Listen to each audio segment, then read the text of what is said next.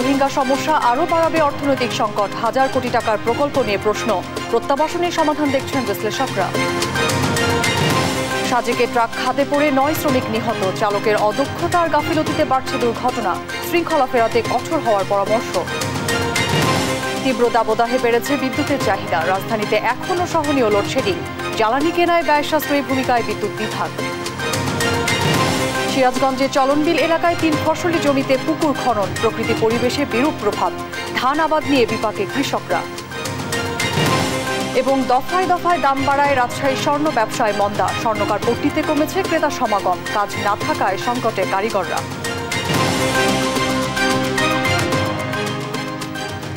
দেখছিলেন শিরোনাম সংবাদ সকালে, সঙ্গে আছি অরিন ইশরাত। বিশ্বব্যাপী সব যুদ্ধ বন্ধের আহ্বান জানিয়েছেন প্রধানমন্ত্রী শেখ হাসিনা। থাইল্যান্ডে ইউএন এসক্যাপ কমিশনের ভাষণে এই আহ্বান জানান তিনি। বলেন, ফিলিস্তিনে গণহত্যা চলছে, এতে আক্রান্ত হচ্ছেন নারী ও শিশুরা। প্রধানমন্ত্রী বলেন, বাংলাদেশে গণতন্ত্র ও ন্যায় বিচার প্রতিষ্ঠা করেছে আওয়ামী লীগ সরকার। War cannot give any solution, only loss of life. Children, women are the worst sufferer. Younger generation, they lost their life. Then why war? Wherever I go, I raise my voice. So, please, I call upon the world leaders to stop the war. The Russia-Ukraine war, then now Israel, Iran or Palestine. দেশের অর্থনৈতিক নানা সংকট আরও বাড়াতে পারে Rohingya issue. নতুন করে তাদের জন্য নেয়া 1100 কোটি টাকার প্রকল্প সরকারের ব্যয় আরও বাড়াবে। এই প্রকল্পের সুফল নিয়ে প্রশ্ন তুলেছেন বিশ্লেষকরা, কারণ পুনর্বাসনের চেয়ে রোহিঙ্গা প্রত্যাবাসনে সংকটের সমাধান দেখছেন তারা। নূপুর মাহমুদের রিপোর্ট। মিয়ানমার জান্তাদের নিপীড়নের মুখে 2017 সালে বাংলাদেশে আশ্রয় নেন প্রায় 10 লাখ রোহিঙ্গা। সেই সংখ্যা এখন 12 লাখ ছাড়িয়েছে। বিপুল সংখ্যক এ জনগোষ্ঠী আশ্রয় নিয়েছে দেশের সীমান্তবর্তী জেলা কক্সবাজারে, কিন্তু সীমান্ত এলাকা থেকে তারা এখন ছড়িয়ে পড়েছে সবখানে। দীর্ঘমেয়াদে দেশের সামাজিক ও অর্থনৈতিক সংকটের কারণ হতে পারেন রোহিঙ্গারা, আর এখনই বাড়তি চাপে পড়েছে দেশের অর্থনীতি। এর মধ্যে কক্সবাজার ও নোয়াখালীর ভাষাঞ্চরে আশ্রয় নেয়া রোহিঙ্গা শিশু ও কিশোর কিশোরীদের শিক্ষার আওতায় নিয়ে আসতে 1123 কোটি টাকার বিশাল প্রকল্প নিচ্ছে প্রাথমিক ও গণশিক্ষা মন্ত্রণালয়। পরিকল্পনা মন্ত্রণালয়ে পাঠানো মন্ত্রণালয়ের প্রস্তাব বলছে, শিক্ষা দেওয়া হবে কক্সবাজার ও ভাষাঞ্চরের ক্যাম্পের শিশু ও কিশোর কিশোরীদের। আগামী 4 বছরে নতুন করে স্থাপন করা হবে 300 শিক্ষা কেন্দ্র, সংস্কার করা হবে বিদ্যমান 3000 লার্নিং সেন্টার। 2,70,000 শিশুকে প্রকল্পের অন্তর্ভুক্ত করা হবে। এই প্রকল্পে 668 কোটি 57 লাখ টাকা সহায়তা দিচ্ছে বিশ্বব্যাংক, আর 454 কোটি 44 লাখ টাকা দিচ্ছে সরকার। দেশের বর্তমান অর্থনৈতিক টানাপোড়েনে একে বড় অপচয় বলছেন বিশ্লেষকরা। আমরা প্রথমে বলেছি যে প্রায় 10-11 লাখের মতো আছে 2017-র পরে, এখন 2024-এ আমরা বলছি প্রায় 15 লাখ। তো যত সময় যাচ্ছে এই সব রকম, এখানে অর্থায়নের যে সংকট, স্থানীয়ভাবে আইন শৃঙ্খলা পরিস্থিতির সংকট, একে অপরের প্রতি অবিশ্বাস, সবকিছুই সংকট বাড়বে যত সময় যাবে। আর আর্থিক সক্ষমতা বুঝে নতুন প্রকল্প নেওয়ার পরামর্শ সাবেক পররাষ্ট্রমন্ত্রী ডক্টর AK আব্দুল মোমেনের। মায়ানমার কারিকুলাম আমরা যা করেছি এটা ঠিকই করেছি, এবং এর বাইরে আমাদের ইকোনমিক অ্যাক্টিভিটিতে ওদের বিষয়ে এঙ্গেজ করার কোনো প্রয়োজনীয়তা নাই। আমাদের দেশে যতগুলো বড় প্রজেক্ট আমরা হাতে নিয়েছি, বাই অ্যান্ড লার্জ সেইগুলো return on investment is relatively very high, কারণ আমরা খুব প্রুডেন্ট জাতি, খুব হিসাব নিকাশ করে আমরা ঋণটা দিই। তো এই জন্যে কেউ যদিও বলেন, তবে হ্যাঁ, এই লাক্সারির জন্যে যে আমরা অনেক খরচ করি, এগুলো আমাদের কিছু কমাতে হবে। সরকারের ব্যয় সংকোচন নীতির মধ্যে রোহিঙ্গাদের জন্য নেয়া এই প্রকল্পকে বিলাসী ব্যয়ের আয়োজনও বলছেন বিশ্লেষকরা। নূপুর মাহমুদ, দেশ টিভি, ঢাকা। রাঙামাটির সাজেকে একটি ট্রাক নিয়ন্ত্রণ হারিয়ে খাদে পড়ে 9 জন নিহত হয়েছে। আহত অবস্থায় চিকিৎসাধীন আছে আরও 8 জন। আহত 8 জনকে উদ্ধার করে খাগড়াছড়ি হাসপাতালে নেওয়া হলে সেখানে আরও 3 জনের মৃত্যু হয়। রাঙামাটি থেকে সহকর্মী মিশু মল্লিকের পাঠানো তথ্য ছবিতে আরও জানাচ্ছেন দিবাশ্রী বড়ুয়া। রাঙামাটির সীমান্ত সড়কে কাজ শেষে ট্রাকে করে ফিরছিলেন শ্রমিকেরা। সাজেকের উদয়পুর সীমান্ত সড়কের 90 ডিগ্রি এলাকায় পৌঁছালে নিয়ন্ত্রণ হারিয়ে পাহাড়ের 100 ফুট গভীর খাতে পড়ে দুমড়ে মুচড়ে যায় ট্রাকটি। এতে ঘটনাস্থলেই মৃত্যু হয় 6 শ্রমিকের। বুধবার বিকেল 5:30টার দিকে এই দুর্ঘটনা ঘটে। এখনো নিহতদের কারো নাম পরিচয় শনাক্ত করা যায়নি। পানি দিচ্ছি।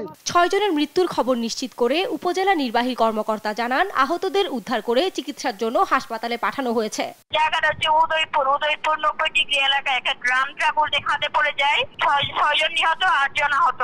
তাদেরকে এখন আপাতত খাগড়াছড়ি হসপিটালে প্রেরণ করা হচ্ছে আর কি। নিউজ ডেস্ক, দেশ টিভি।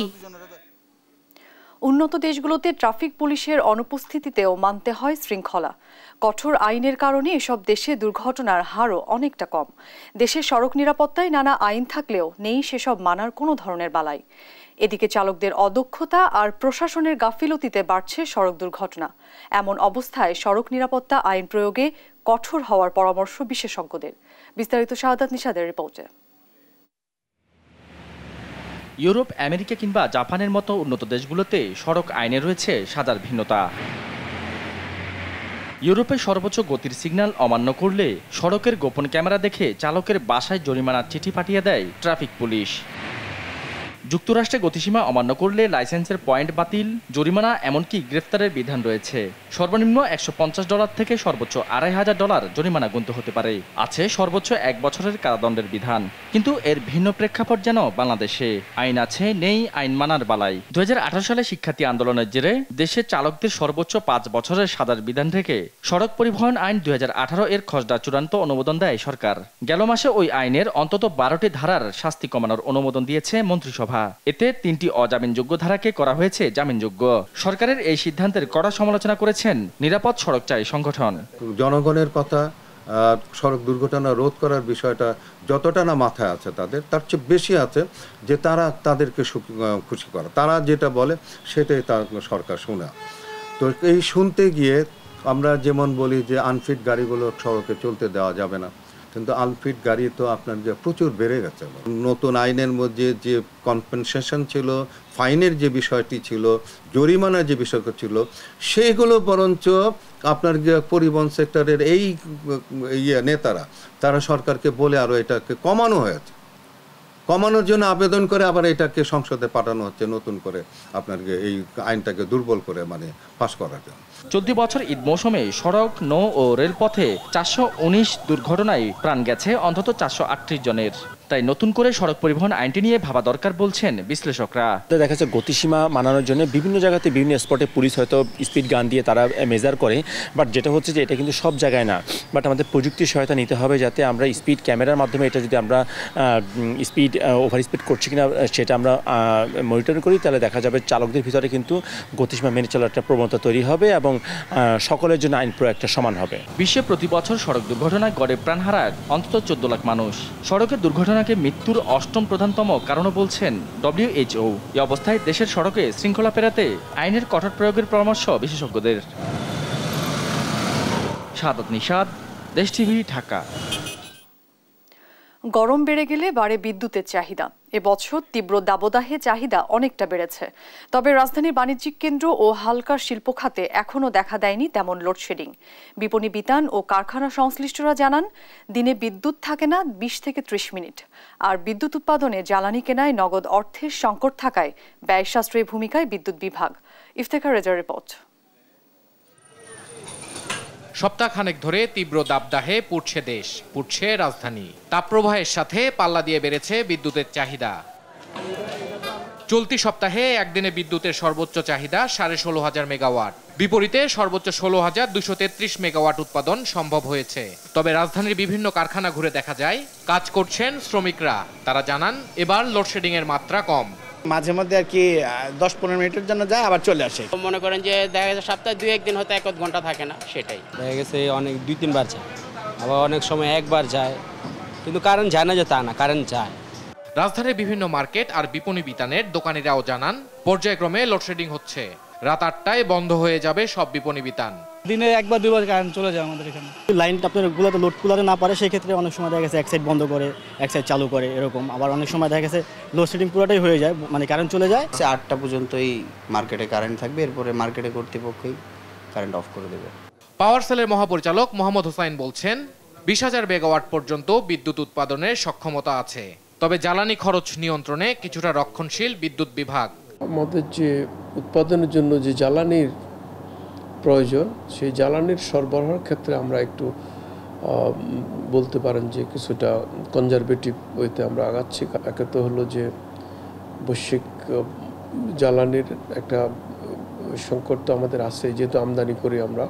বিদ্যুৎ উন্নয়ন বোর্ড আপনারা জানেন যে একক ক্রেতা হিসাবে তাদের যে গড় ক্রয় মূল্য এর থেকে বিক্রয় মূল্য কম, কারণ আমরা 1,70,00,000 গ্রাহককে, যাদেরকে আমরা বলি লাইফলাইন গ্রাহক, প্রায় অর্ধেক দামে তাদেরকে আমরা বিদ্যুৎ, এরকম সাবসিডি অনেক ক্ষেত্রে দিতে হয়। ফলে বিদ্যুৎ উন্নয়ন বোর্ডের একটা ক্যাশ ক্রাইসিস যাচ্ছে। তবে চাহিদা বৃদ্ধির সাথে উৎপাদনও বাড়ানো হবে বলে জানান এই কর্মকর্তা। 16,233 ইফতেখার রেজা, দেশ টিভি, ঢাকা। সিরাজগঞ্জের চলনবিল অঞ্চলে 3 ফসলি জমিতে পুকুর খননের বিরূপ প্রভাব পড়ছে প্রকৃতি ও পরিবেশের ওপর। এতে একদিকে কমছে আবাদি জমির পরিমাণ, অন্যদিকে সৃষ্টি হচ্ছে স্থায়ী জলাবদ্ধতা। ধান চাষ করতে না পেরে চরম বিপাকে হাজার হাজার কৃষক। এ নিয়ে বিভিন্ন পদক্ষেপ নেওয়া হলেও বন্ধ হয়নি পুকুর খনন। সিরাজগঞ্জ প্রতিনিধি সায়েমউদ্দিনের প্রতিবেদন। বদলে যাচ্ছে সিরাজগঞ্জের চলনবিলের প্রকৃতি ও পরিবেশ। প্রতিদিনই 3 ফসলি জমি অপরিকল্পিতভাবে খনন করে তৈরি হচ্ছে পুকুর। এতে আশেপাশের খাল নালা বন্ধ হয়ে সৃষ্টি হচ্ছে স্থায়ী জলাবদ্ধতা। ধানের চেয়ে মাছ চাষ লাভজনক হওয়ায় চলনবিলে বাড়ছে পুকুরের সংখ্যা। গেল কয়েক বছরে তৈরি হয়েছে 3 থেকে 4 হাজারের বেশি পুকুর। এতে পরিবেশ ও সার্বিক কৃষি ব্যবস্থাপনার ওপর পড়ছে বিরূপ প্রভাব। কৃষকরা জানান অসাধু কর্মকর্তা ও প্রভাবশালীদের কারণে বন্ধ করা যাচ্ছে না পুকুর খনন। এতে ব্যাপকভাবে ব্যাহত হচ্ছে ধান চাষ। পরিবেশ একবার পাইল থেকে জিতেছে। কৃষকের যে অবস্থা, ঢাকা ছাড়ার বাদ নাই, আমার ঢাকা যা হামলা বাসা নাকবো, রিক্সা চালান নাকবো। আমরা পুকুর কাটতেছে, রাস্তাঘাট আটকা দিছি, পানি যাওয়ার এই পুকুর কেটিয়ে রাস্তাঘাট আটকা দিছে, পানি যায় না। ধানের আবাদ কমতেছে, কিন্তু আবার জমিওয়ালারা ওই দিক দিয়ে টাকা বেশি পাইতেছে। কিন্তু বাংলাদেশে আপনার এই খাদ্যর ইটও কমে যেতেছে, যে খাদ্যের যে একটা উৎপাদন হয়েছে ধান, সেইটা কমে যাচ্ছে। তবে প্রকৃতি ও জীব বৈচিত্র্য রক্ষা সহ সার্বিক কৃষি ব্যবস্থাপনায় বিরূপ প্রভাব ঠেকাতে আইনি ব্যবস্থা সহ কৃষকদের নানা পরামর্শ দেওয়ার কথা জানান কৃষি কর্মকর্তা। প্রতি বছরই নতুন নতুন পুকুর এখানে খনন হচ্ছে।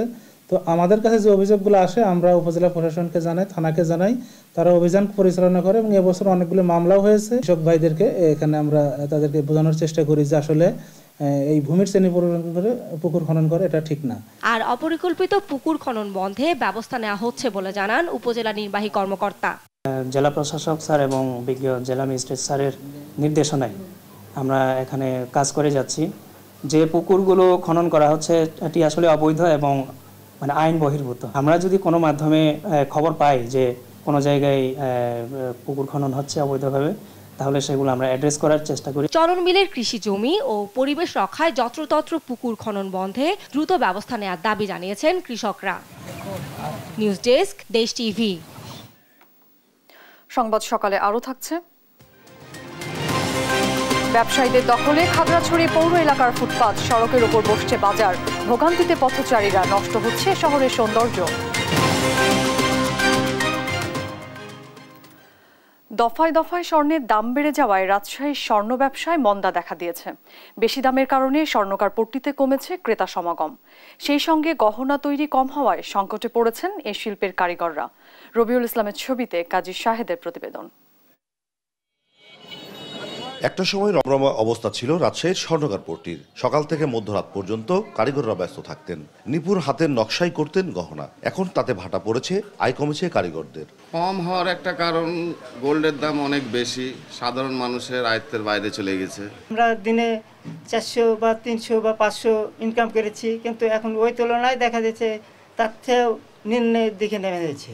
উৎসব পার্বণ ঘিরেও ছিল নারীর গহনা তৈরির ঘটা, কিন্তু স্বর্ণের দাম দিন দিন বাড়তে থাকায় সেখানে লাগাম টানতে বাধ্য হচ্ছে মানুষ। ফলে কমেছে ক্রেতা, দোকানগুলোতে আগের মতো নেই বিক্রি কিনি। একটা গচ্ছিত টাকা আগে থেকে করে রাখতো যে আমরা ঈদের সময় স্বর্ণ নিয়ে আমরা নতুন জামা কাপড় যেরকম নেব স্বর্ণ ওর সাথে অ্যাড করব, কিন্তু এখন সেটা মানে সাধ্যের বাইরে চলে যাচ্ছে, সেই কারণে দাম এই কারণে সেই প্রবণতা কমে গেছে। এখন সারা বছর অর্থ জমিয়ে তারা কিছু না কিছু অর্নামেন্টস তৈরি করতে পারতো, আমরা সেই কাস্টমার আজকে হারিয়ে ফেলেছি, যারা নিম্ন মধ্যবিত্ত এবং মধ্যবিত্ত শ্রেণী প্রায় বিলুপ্তির পথে। রাজশাহী জুয়েলার্স মালিক সংগঠনের নেতারা বলছেন, প্রতিদিনের 5 কোটি টাকার ব্যবসা এখন এসে ঠেকেছে 1 কোটিতে। সরকারের সহযোগিতা না পেলে এই ব্যবসা টেনে নেওয়া কষ্টকর হয়ে পড়বে তাদের জন্য। আমরা সরকার যদি আমাদের সহযোগিতা করতো তাহলে আমরা হয়তো এই ব্যবসাটাকে আরও সুন্দরভাবে এগিয়ে নিয়ে যেতে পারতাম। বিশ্ববাজারে স্বর্ণের দাম অস্বাভাবিক বেড়ে যাওয়ায় দেশেও বাড়ছে। সেই সঙ্গে দেশের বাইরে থেকে আসছে তৈরি গহনা, যা এই শিল্পকে টিকিয়ে রাখার ক্ষেত্রে বড় প্রতিবন্ধকতা বলছেন কারিগর মালিকরা। কাজী শাহেদ, দেশ টিভি, রাজশাহী। উপজেলা পরিষদ নির্বাচনে দলীয় সিদ্ধান্ত অমান্য করে এখনও মাঠে তৎপর আওয়ামী লীগের এমপি মন্ত্রীদের স্বজনরা। তাদের শাস্তির মুখোমুখি হতে হবে বলে সতর্ক করেছেন কেন্দ্রীয় নেতারা। তবে কি ধরনের শাস্তি হবে সে সিদ্ধান্ত দিবেন দলের সভাপতি প্রধানমন্ত্রী শেখ হাসিনা। যেসব কেন্দ্রীয় নেতা এবং মন্ত্রী এমপিরা স্বজনকে ফেরাতে পারেননি তাদেরকেও দিতে হবে খেসারত। 30 এপ্রিল দলের ওয়ার্কিং কমিটির বৈঠকে আসবে চূড়ান্ত সিদ্ধান্ত। তৌফিক মাহমুদ মুন্নার রিপোর্ট। দলীয় প্রতীকবিহীন উপজেলা নির্বাচনের প্রথম ধাপ অনুষ্ঠিত হবে 8ই মে। মন্ত্রী এমপিদের আত্মীয় স্বজনদের নির্বাচনে অংশ না নিতে নির্দেশ দিয়েছিলেন দলীয় প্রধান, কিন্তু বাস্তবতা ভিন্ন। দলীয় প্রধানের নির্দেশ অমান্য করে ভোটের মাঠে থেকে গেছেন এমপি মন্ত্রীদের বেশিরভাগ স্বজন। এতে প্রশ্ন দেখা দিয়েছে দলীয় শৃঙ্খলা নিয়ে। দলের দায়িত্বপ্রাপ্ত সাংগঠনিক সম্পাদকরা বলছেন, ভোটের আগ মুহূর্ত পর্যন্ত সরে দাঁড়ানোর সুযোগ রয়েছে। তবে যেসব মন্ত্রী কিংবা এমপি বা কেন্দ্রীয় নেতার স্বজনেরা নির্দেশনা উপেক্ষা করে শেষ পর্যন্ত ভোটের থেকে যাবে, তাদেরকে শাস্তির মুখোমুখি হতে হবে। দলের নিজস্ব অনেক পদ্ধতি আছে, তাকে ভবিষ্যতে পদ থেকে সরিয়ে দেওয়া, বা অনেক দেখা যাবে যে অনেক সিনিয়র এমপি আছে, হ্যাঁ, কিন্তু তারা মনে হয় তারা এবারে মন্ত্রী হবেন স্বাভাবিকভাবে, কিন্তু মন্ত্রিসভা যখন গঠিত হয় তাদের নাম খুঁজে পাওয়া যায় না। হ্যাঁ, তো সুতরাং কেন নাম খুঁজে পাওয়া যায় না? নিশ্চয়ই দলে তিনি এমন কিছু বিষয় আছে যে কারণে মাননীয় সভানেত্রী তার এই সহকর্মীকে পরোক্ষভাবে শাস্তি দিলেন। মাত্র যে দল থেকে বহিষ্কার করা, সাসপেন্ড করা, শোকজ করা, এইটি ব্যবস্থা তার তো না। একজন দায়িত্বশীল পদধারী সম্মানিত, যিনি মন্ত্রী ছিলেন, দলের সর্বোচ্চ পদ তিনি গ্রহণ করছেন, 8বার 7বার এমপি নির্বাচিত হয়েছেন, তার সাথে যদি দলের সেক্রেটারি জেনারেলের তার রুমের মধ্যে বাকবিতনটা যা হয়েছে সেটাই যখন পত্রিকায় নিউজে চলে আসছে, এটাই তো তার জীবনের বড় একটা পানিশমেন্ট। এটা দলীয় প্রধানের নির্দেশের পরও মনোনয়নপত্র না হওয়াকে দুঃখজনক বলছেন কেন্দ্রীয় নেতারা। বলেন, পরিবারের কাছে অনেকেই অসহায়। তারা যেটা করছেন, দলীয় হাইকমান্ডের নির্দেশ অমান্য করে নিজের আত্মীয় স্বজনদের প্রার্থী হিসেবে রাখছেন, যদি রেখে দেন শেষ পর্যন্ত, এটা অত্যন্ত দুঃখজনক এবং তার রাজনৈতিক জীবনের জন্য একটা বড় একটা বললাম যে একটা বড় ব্ল্যাক স্পট হিসেবে এটা তার সবসময় এটা বয়ে বেড়াতে হবে। কিছু কিছু ক্ষেত্রে অনেকে পরিবারের কাছে অসহায় হয়ে যায়। যে সমস্ত মানুষ বড় বড় পদে আছেন, তাদের যারা স্বজন আছে, পরিবারের সদস্য আছে, তাদের একটু অনুধাবন করা উচিত যে মানুষটি একটা বড় নেতা, বড় পদে আছে, তার কারণে পরিবারের সবাই কিন্তু সম্মানিত হয়, সবাই কিন্তু নেম ফেম বাড়ে। তো যে গাছটি ফল দিচ্ছে সেই গাছটিকে কেটে ফেলাটা পরিবারের সদস্যদের উচিত নয়। 30 এপ্রিল দলের ওয়ার্কিং কমিটির বৈঠকে দলীয় প্রধান ও প্রধানমন্ত্রী উপজেলা নির্বাচন সহ দলের শৃঙ্খলা ভঙ্গকারীদের বিরুদ্ধে শাস্তির বিষয়ে নির্দেশনা দিবেন বলে জানান সাংগঠনিক সম্পাদকেরা। তৌফিক মাহমুদ মুন্না, দেশ টিভি, ঢাকা। বিরোধী মত দমনে রাষ্ট্রীয় শক্তিকে ব্যবহারের কারণে রাজধানীতে তেমন জোরালো আন্দোলন গড়ে তুলতে পারেনি বিএনপি। এমন বাস্তবতায় 2 মহানগর কমিটিকে শক্তিশালী করে আবারও রাজপথে নামতে চায় দলটি। মহানগর উত্তর ও দক্ষিণ বিএনপি নেতারা বলছেন, বিগত আন্দোলন সংগ্রামে ভূমিকা রাখা নেতাকর্মীদের মূল্যায়ন করা হবে নতুন কমিটিতে। বিস্তারিত সাইফুল রিপনের প্রতিবেদনে। 28 অক্টোবর পরবর্তী 7 জানুয়ারি নির্বাচনের আগ পর্যন্ত এক দফা দাবি আদায়ে সমমনা রাজনৈতিক দল ও জোটগুলো রাজপথে সরব থাকলেও আইনশৃঙ্খলা বাহিনীর অব্যাহত তৎপরতায় রাজধানীর রাজপথে তেমন দাঁড়াতেই পারেনি আন্দোলনের নেতৃত্ব দেয়া দল বিএনপি। 7 জানুয়ারির নির্বাচনের পর জনগণের শক্তিকে কাজে লাগিয়ে আবারও রাজপথে সরব হতে চান দলটির নেতাকর্মীরা। দলের নেতারা বলছেন, আগের যে কোনো সময়ের চেয়ে এখন তারা আরও বেশি শক্তিশালী, উজ্জীবিত। নির্যাতন তো আমাদের উপর অনেক হয়েছে, তারপরে আমি মনে করি আমাদের নেতাকর্মীরা তাদের মনোবল ভাঙেনি, বরং আমাদের ইমানি শক্তি, দলের প্রতি আমাদের ভালোবাসা সেটা আরও বেশি বৃদ্ধি পেয়েছে। আর সবচেয়ে বড় কথা হচ্ছে যে জনগণ আমাদের সাথে বলে, হ্যাঁ কীভাবে বললেন জনগণ আমাদের সাথে, কীভাবে বলি, যারা গণতন্ত্রের প্রতি শ্রদ্ধাশীল তারা কিন্তু কেউ কেন্দ্রে যাননি। তো এই জনগণের যে ভালোবাসা, জনগণ আমাদের প্রতি যে জনগণের যে সমর্থন, এতে আমাদের মানসিক শক্তি আমি মনে করি আরও বৃদ্ধি পেয়েছে। মহানগরের নেতারা বলছেন, সামনের আন্দোলন সংগ্রামের ফসল ঘরে তুলতে অতীত আন্দোলনে ভূমিকা রাখা নেতাকর্মীদের মূল্যায়ন করতে নেওয়া হয়েছে উদ্যোগ। যারা যোগ্য, যারা সাহসী, যাদেরকে দিলে সংগঠন ভালো কাজ করবে তাদেরকে আমরা এখানে মূল্যায়ন করব, আর যারা টোটালি মাঠে ছিল না তাদেরকে টোটালি বাদ দিয়ে দেবো। এবং সে যেই হোক না কেন, এই জায়গায় কোনো রকম কোনো এক্সকিউজ করার কোনো সুযোগ নেই। অতীতের ভুল ত্রুটি শুধরে নতুন করে আন্দোলন গড়ে তোলার কাজ চলছে বলেও জানান মহানগরের নেতারা। অবাধ সুষ্ঠু নির্বাচনে যেটা দাবি আমাদের, সেই দাবির জন্য আমাদের আন্দোলনের যে কর্মসূচি, এই বিষয়গুলি নিয়ে আমাদের হাইকমান্ড অলরেডি কাজ করছে এবং তার ভিতরে আমরা সাংগঠনিক যে কার্যক্রমগুলি রয়েছে, যেখানে আমাদের দুর্বলতা ছিল, সেই দুর্বলতাগুলো কাটিয়ে আমরা যাতে আরও সুসংগঠিত হয়ে আমরা মাঠে নামতে পারি এবং আমাদের দাবি আদায় করতে পারি, মানুষের জনগণের দাবি অধিকার আদায় করতে পারি, সেই লক্ষ্যে আমরা কাজ করে চলেছি। একটি কথা মনে রাখতে হবে, আমরা হচ্ছি নিরস্ত্র, আমাদের কাছে কোনো অস্ত্র নেই। আর প্রশাসন বা আওয়ামী লীগের লোকজন তারা অস্ত্র নিয়ে আমাদেরকে উপর হামলা করেছে, আমাদের নেতাকর্মীদের গ্রেপ্তার করেছে, মারছে, হত্যা করেছে, গুম করেছে। এত নির্যাতনের পরে তো আমাদের দল ইনশাল্লাহ এখন আমরা রাজপথে সমাবেশ, মিছিল, মিটিং করতে সক্ষম। নির্দলীয় নিরপেক্ষ সরকারের অধীনে নির্বাচনের দাবি আদায়ে 26 এপ্রিল নয়াপল্টনে ঢাকা মহানগর দক্ষিণ বিএনপির আয়োজনে সমাবেশ হওয়ার কথা থাকলেও তীব্র তাপদাহের কারণে কর্মসূচি স্থগিত করেছে বিএনপি। সাইফুল রিপন, দেশ টিভি, ঢাকা। সংবাদ সকালে আরও থাকছে। ভারতের লোকসভা নির্বাচনে 400 আসনে জয়ের স্বপ্ন পূরণে অনেক কাঠখড় পোড়াতে হবে বিজেপিকে, দক্ষিণাঞ্চলে চোখ মোদির। তীব্র তাপদাহে পুড়ছে দেশ, এতে হাসপাতালে বাড়ছে রোগীর চাপ। হাসপাতালের সবশেষ পরিস্থিতি জানাতে কুমিল্লা থেকে যুক্ত হচ্ছেন সহকর্মী সুমন কবির এবং পঞ্চগড় থেকে যুক্ত হচ্ছেন সহকর্মী রাশেদুজ্জামান বাবু। প্রথমে যাচ্ছি কুমিল্লায়। সুমন, হাসপাতালের সবশেষ পরিস্থিতি কেমন দেখছেন আমাদের জানাবেন। জি অরিন, আপনাকে ধন্যবাদ। আপনি যেটা বলছিলেন, কুমিল্লা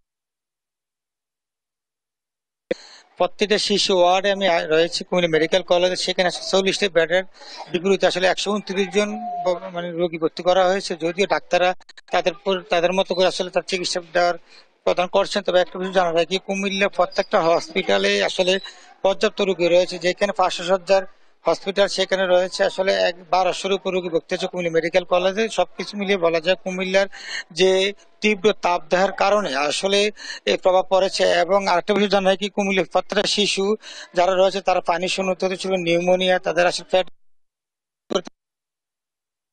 তারা বলছেন আসলে শিশুদের এবং বয়বৃদ্ধ যারা রয়েছেন তাদের আসলে বেশি সমস্যা তৈরি হয়েছে। তবে একটা বিষয় জানা যায় কি, কুমিল্লা যে মেডিকেল কলেজের যে পরিচালক উনি জানিয়েছেন আসলে শিশুরা আসলে ঘামিয়ে আসলে তাদের পানি শূন্যতার কারণে এই রোগগুলো আসলে বেশি দেখা দিয়েছে। তবে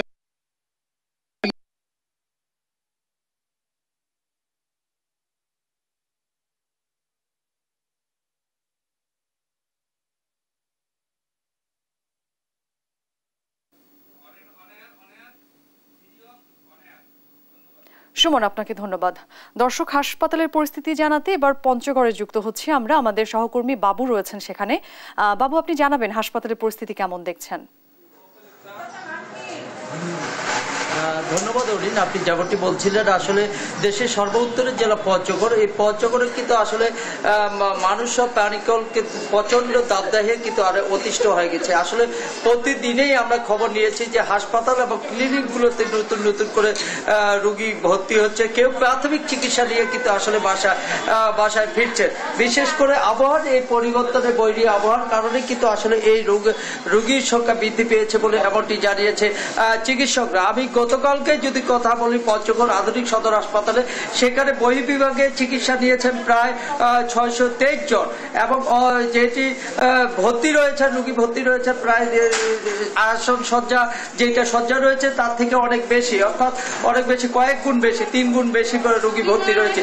ফলে কিন্তু প্রতিদিনের নার্স এবং ডাক্তাররা কিন্তু হিমশিম খেতে দেখা গেছে। আমি এখন যে জায়গায় অবস্থান করছি উপজেলা স্বাস্থ্য কমপ্লেক্স বদায়, সেই জায়গায় দেখছি যে আসলে সকাল থেকেই আসলে রোগী আসতে শুরু করেছে। নতুন নতুন রোগী কিন্তু প্রতিদিন ভর্তি হচ্ছে, কিন্তু 50 শয্যার এই হাসপাতাল হলেও কিন্তু এখানে আমরা সকালে খবর নিয়েছি প্রায় 83 জন রোগী কিন্তু আসলে ভর্তি রয়েছে। অনেকে কিন্তু আসলে প্রাথমিক চিকিৎসা নিয়ে চলে যাচ্ছেন বাসা বাড়িতে, যেই কারণে কিন্তু আসলে এটা হওয়ার কারণ আমরা কথা বলেছি এখানকার যে আরম্ভ ডাক্তার জাহিদের সাথে, তিনি আমাকে যেমনটি জানিয়েছেন, তিনি বলেছেন যে আসলে আবহাওয়ার বৈরিতার কারণে, অর্থাৎ আবহাওয়ার এই বৈরিতার কারণে রোগ সংখ্যা নিউমোনিয়া, ডায়রিয়া, পাতলা পায়খানা সহ বিভিন্ন রকম রোগীর সংখ্যা কিন্তু বৃদ্ধি পেয়েছে বলে তিনি আমাকে জানিয়েছে।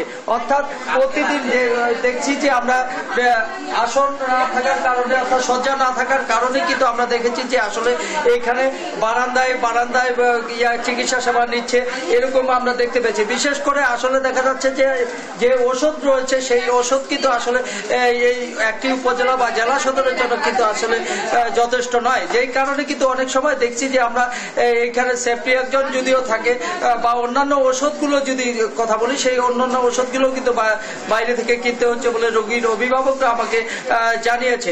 অর্থাৎ আবহাওয়া যদি এই বৈরিতার যদি পরিবর্তন না হয়, আবহাওয়া যদি স্বাভাবিক না হয়, তাহলে এই যে রোগীর চাপ সেটি কিন্তু আসলে প্রত্যেকটি উপজেলা এবং ক্লিনিক থেকে এবং পঞ্চগড় আধুনিক সদর হাসপাতাল সেখানেও কিন্তু বেড়ে গেছে। আমরা কথা বলেছি সেখানকার যে তত্ত্বাবধায়ক রাজুর গরিব, তার সাথে কথা বলেছি, তিনি আমাকে যেমনটি জানিয়েছে যে তিনি বলেছেন যে আসলে বর্তমানে কার্যক্রম চলছে 100 শয্যায়, যদিও সরকারি পত্র হিসাবে কাগজের হিসাবে 250 শয্যা, কিন্তু আসলে নতুন ভবনে স্থানান্তর না করার কারণে কিন্তু এই 250 শয্যার যে সুবিধা সেই সুবিধাগুলো কিন্তু আসলে নিতে পারছেন না বলে জানিয়েছেন সেখানকার তত্ত্বাবধায়ক।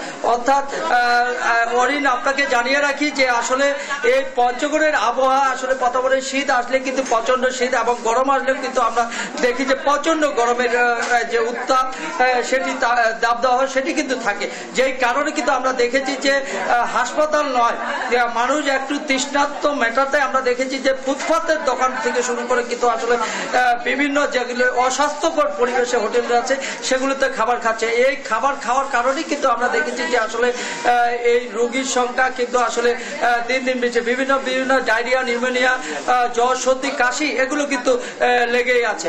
অরিন, এই ছিল পঞ্চগড় থেকে আমার কাছে সর্বশেষ সংবাদ। বাবু, আপনাকে ধন্যবাদ।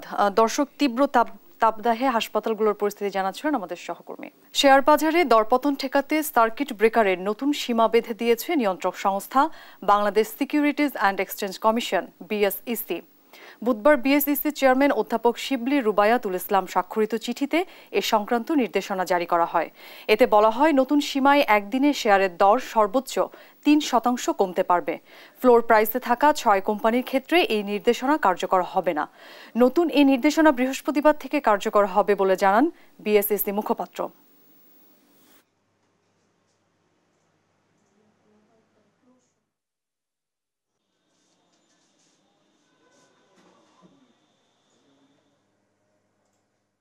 অস্বাভাবিক লেনদেন বন্ধের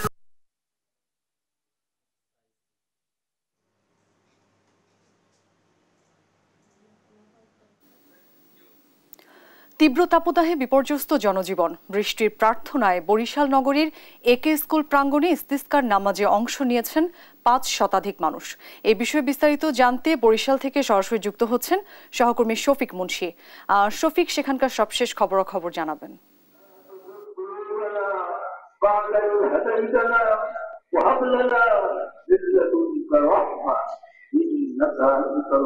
অরেন আপনি জানেন আসলে বরিশালে কিন্তু মৃদু তাপপ্রবাহ বয়ে যাচ্ছে কিছুদিন যাবত এবং সর্বশেষ গতকাল কিন্তু বরিশালের তাপমাত্রা ছিল 38.8 ডিগ্রি সেলসিয়াস। তো এত গরম থেকে আসলে বাঁচতে বরিশালের সাধারণ যে মানুষজন তারা কিন্তু আজ সকালে ইস্তেগফার যে নামাজ আছে বৃষ্টির প্রার্থনায়, সেই নামাজ আসলে তারা শুরু করেছে এবং নগরীর একে স্কুল প্রাঙ্গণে 9:10 আসলে কিন্তু এই নামাজ আসলে পড়ানো শুরু হয়। দর্শকরা কিন্তু দেখতে পাচ্ছেন নামাজ শেষে এখন কিন্তু মোনাজাত করা হচ্ছে। নামাজের শুরু পূর্বে কিন্তু একটু প্রাক যে আলোচনা, সেই আলোচনায় কিন্তু এখানকার যারা ধর্মীয় বিশেষজ্ঞ আছে তারা কিন্তু বলেছেন পাপ মুক্তির জন্য আসলে আল্লাহ তাআলার কাছে তওবা এবং ফরিয়াদ করানোর জন্য কিন্তু আসলে এই নামাজের দ্বারা আসলে ব্যবস্থা করেছেন। এই নামাজ শেষে কিন্তু এখন বেশ সবাই কান্না বিজড়িত কণ্ঠে মহান রব্বুল আলামিনের কাছে কিন্তু তারা কিন্তু ফরিয়াদ করছে যেন বৃষ্টি আসলে আপনি জানেন যে বরিশালে কিন্তু মৃদু তাপপ্রবাহ বয়ে যাচ্ছে এবং বরিশালের পার্শ্ববর্তী যে বিভাগ খুলনা বিভাগে কিন্তু উচ্চ তাপপ্রবাহ বয়ে চলেছে এবং সেখানকার যে তাপমাত্রা তা কিন্তু 40 ডিগ্রি সেলসিয়াস কিন্তু আসলে ছাড়িয়ে গিয়েছে। তো এরকম একটা পরিস্থিতিতে সারা দেশব্যাপী আসলে যে প্রার্থনা চলছে বৃষ্টির জন্য, বরিশালেও কিন্তু সেই একই ধারাবাহিকতায় আজকে নগরের একে স্কুল প্রাঙ্গণে প্রায় 5 শতাধিক মানুষের উপস্থিতিতে এই নামাজ আসলে পরিচালনা করা হয়েছে এবং সেখানে কিন্তু 2 রাকাত নামাজের পূর্বের যে আলোচনা, সেই আলোচনায় কিন্তু নবী রাসূলের সময়কার যে অলৌকিক কাহিনী আছে সেইগুলো আসলে বর্ণনা করা হয়েছে। এই মানুষজনকে আসলে বলা হয়েছে তারা যেন তাদের কৃত গুনাহ কাজের জন্য আল্লাহ তাআলার কাছে তওবা করে এবং আল্লাহর কাছে কিন্তু বিনীতভাবে যেন এই নামাজ শেষে তারা আসলে বৃষ্টির জন্য প্রার্থনা করে। সেই ধারাবাহিকতার নামাজ শেষে আমরা যেটা এখন দেখতে পাচ্ছি যে সাধারণ মানুষ কতটা বিনয়ের সাথে আসলে অনেকেই এখানে আছেন যারা কিন্তু রীতিমতো আসলে কান্না বিগলিত কণ্ঠে আল্লাহ তাআলার কাছে আসলে বৃষ্টির জন্য ফরিয়াদ করে যাচ্ছে।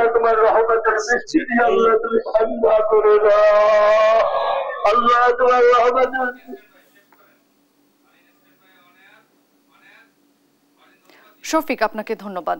দর্শক, বরিশালে বৃষ্টির প্রার্থনায় ইস্তিসকার নামাজ আদায় করছেন মুসল্লিরা, সেখান থেকে যুক্ত ছিলেন আমাদের সহকর্মী। খাগড়াছড়ি পৌর শহরের অধিকাংশ ফুটপাত এখন ব্যবসায়ীদের দখলে। ফার্নিচার, রড, সিমেন্ট ও টিন সহ দোকানের পণ্য সামগ্রী ফেলে রাখা হচ্ছে ফুটপাতে। সড়কের ওপর বসছে বাজার, এতে ভোগান্তি পোহাতে হচ্ছে পথচারীদের। শুধু তাই নয়, এতে পর্যটন শহর খাগড়াছড়ির সৌন্দর্যও নষ্ট হচ্ছে। খাগড়াছড়ি থেকে অপু দত্তের পাঠানো তথ্যচিত্রে টুম্পা আফরোজের রিপোর্ট। খাগড়াছড়ি পৌর শহরের মিলনপুর, আদালত সড়ক, শহীদ কাদের সড়ক, মসজিদ রোড, কলেজ রোড, পানখাইয়া পাড়া সহ বিভিন্ন ফুটপাত এখন এক শ্রেণীর অসাধু ব্যবসায়ীদের দখলে। এইসব জায়গায় সড়কের ওপর বিভিন্ন পণ্য সামগ্রী রেখে চলছে বেচাকেনা। মাঝে মধ্যেই বাজারের মধ্যে ট্রাক রেখে খালাস করা হচ্ছে মালামাল। কলেজ রোড সড়কের দুপাশে অসংখ্য ট্রাক, মিনি ট্রাক, পিকআপ, চাঁদের গাড়ি, জিপ ও সিএনজি সহ গাড়ি পার্কিং করে রাখা হয় দিনের পর দিন। এতে সড়কের সৃষ্টি হয় যানজট। ফুটপাতে হাঁটতে না পেরে ক্ষুব্ধ পথচারীরা। অবাধে ফুটপাত দখল হওয়ার কারণে আমরা পথচারীরা অবাধে চলাচল করতে খুব কষ্ট হয়। দাদা দুপুর করে করে সব গাড়ি আটকে থাকে যাইতে পারি না সব সময়। রাস্তাটা ঠিক না পর্যন্ত আমরা অনেক কষ্টে আছি।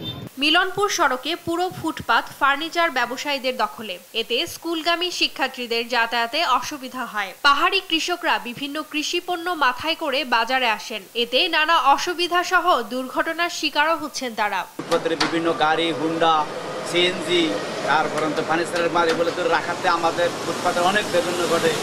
এই ফুটপাত যদি দখলমুক্ত হয় সাধারণ মানুষ সুন্দরভাবে নির্বিঘ্নে চলাফেরা করতে পারবে। এই পরিকল্পিতভাবে যেন এই ফুটপাত মুক্ত করে মানুষকে নির্বিঘ্নে চলাচলের সুযোগ করে দেওয়া হয়। আগামী জুনের মধ্যে শহরের ফুটপাত দখলমুক্ত করার কথা জানিয়েছেন পৌর মেয়র। আমরা কাজ শুরু করে দিয়েছি, শহর উন্নয়নের কাজ আমরা করতেছি এবং এই শহর উন্নয়নের কাজগুলা আমি চাচ্ছি এই যে আগামী জুনের মধ্যে শহর উন্নয়নের কাজগুলা যখন আমার শেষ হয়ে যাবে তখন আমি ফুটপাত দখলমুক্ত করার জন্য কাজে লেগে যাব। খাগড়াছড়ি শহরকে ফুটপাত মুক্ত ও পথচারী চলাচল নিরাপদ করতে দ্রুত ব্যবস্থা নেবে কর্তৃপক্ষ, এমন প্রত্যাশা শহরবাসীর। নিউজ ডেস্ক, দেশ টিভি।